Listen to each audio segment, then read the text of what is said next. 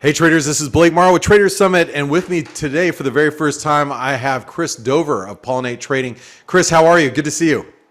Great, sir. How are you? I'm doing great. You know, we had a trading battle, and I was hosting, and I got to meet you for the very first time. Worked with Alex Barrow over at Macro Ops, and I know you guys have a lot of history. But this is not about him, and it's not about the three of us. It's about you, and I want to hear a little bit about what you do over at Pollinate Trading. Sure, thanks. Yeah, Pollinate Trading, we trade. We are traders. We are day traders. We are swing traders. We are not out here to wax poetic and long vision on the great apocalypse or anything like that. We're here to make money. So mostly day trading. And swing trading, the currencies and equities, equity indices, metals, commodities, pretty much anything in the bigger realm of tradable products. I work with a number of individual traders. We have some family offices. We have traders at funds. We have people, a lot of retail traders too, who are probably just don't have that guidance that they need. So that's mostly what we do at Pollinate. So what you mentioned you focus a lot on FX. Do you trade a lot of futures like for the S&P and how do you approach the market? Is it a more intraday, or do you have some guys and gals that like to swing the market as well?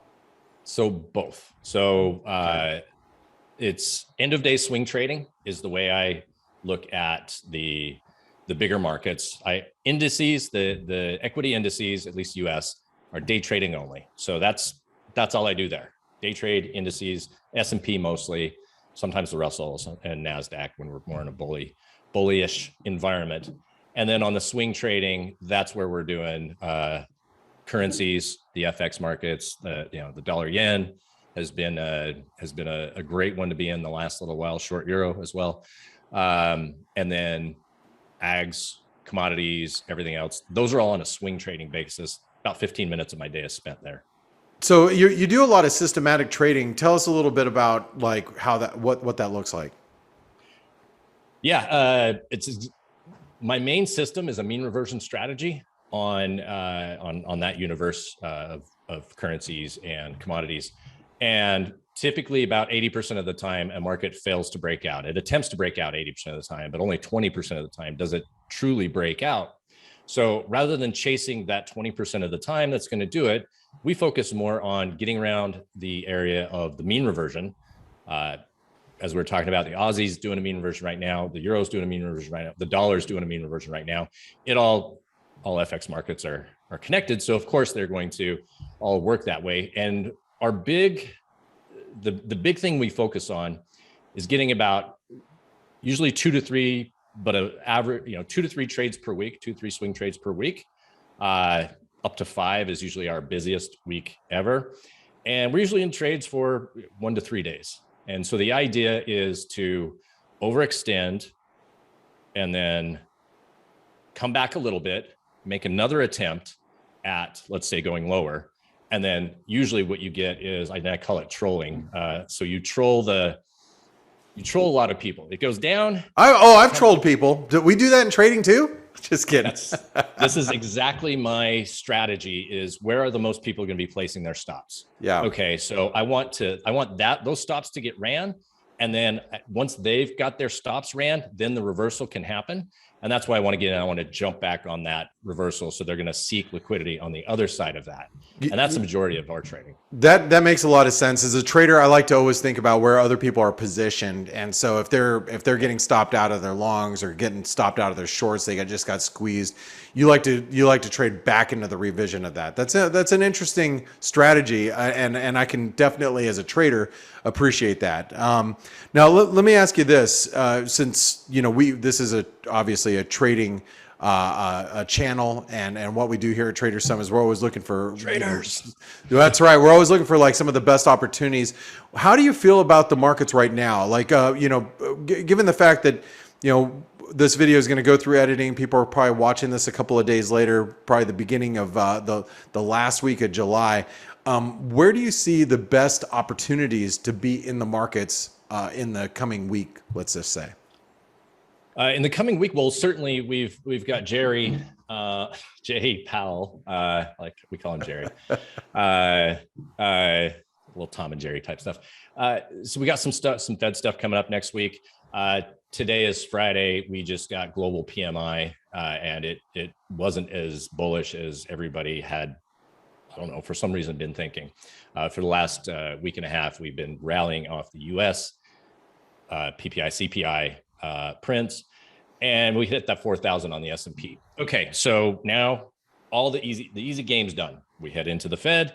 It's never easy when the Fed's going to do something. So likely we're going to be a little chill out after a pretty decent move on the S&P from, when we go 36 to 4 in a little over a week. It's a pretty good move. But what we've been looking at, we just got into gold, silver, and copper long positions. And the gold trade is absolutely what I was talking about on the mean reversion, because we've ran stops, and this week gold, this week that I'm in, next week going into the Fed, we're positioned for a snapback up to the time around the Fed announcement, and most likely we'll be exiting into that, or we trail. But the big move there is that copper, everybody's been talking about how, the world economy, Dr. Copper and all that sort of stuff, and the chart itself has just gone straight down accordingly. Silver held up a little bit better. Gold just constant stopped out. And as far as the positioning goes on trolling the gold bugs in both directions, they've been shaken out in both directions right here. So the easiest spot for our flow is a move back up, and it may end up being a move that turns out taking us through new highs from here. We're currently at the mid 1700s. Let me get my price up specifically. Well, that would be that'd be pretty big for the gold bulls out there, right? It would be very big for the gold bulls. It would be, and a lot of them have been trolled out of their positions for the last 6 months. That move from, I think it was in March. It's gone from all-time highs to below to right about to where COVID was in a handful of months. Just like everything in the markets, right? All markets there. It's just gold is a different product, and so that's what we're looking at in the metals right now. Awesome. Well, Chris, I'm excited to see, and I'm sure a lot of gold bulls are really excited to hear your analysis on it, and then maybe we are in a bigger range. I mean, we held 1700 and the probes below 1700 quite substantially, because those are the lows from back in 2021. If we can make it above 2000, I think a lot of people are going to be smiling. At least a lot of people listening to you here on Trader Summit. So. If you like what Chris has to say, make sure you give him a thumbs up. Check out Pollinate Trading when you get an opportunity. Chris, thank you so much for joining us today, and we're going to see you the next time. All right. Thanks a lot. Hey traders, Blake Morrow here. Thanks for stopping by our YouTube channel. Don't forget to like, share, and subscribe to our channel. Also click the bell notifications so you do not miss any of our market-related trading analysis from some of the leading industry experts.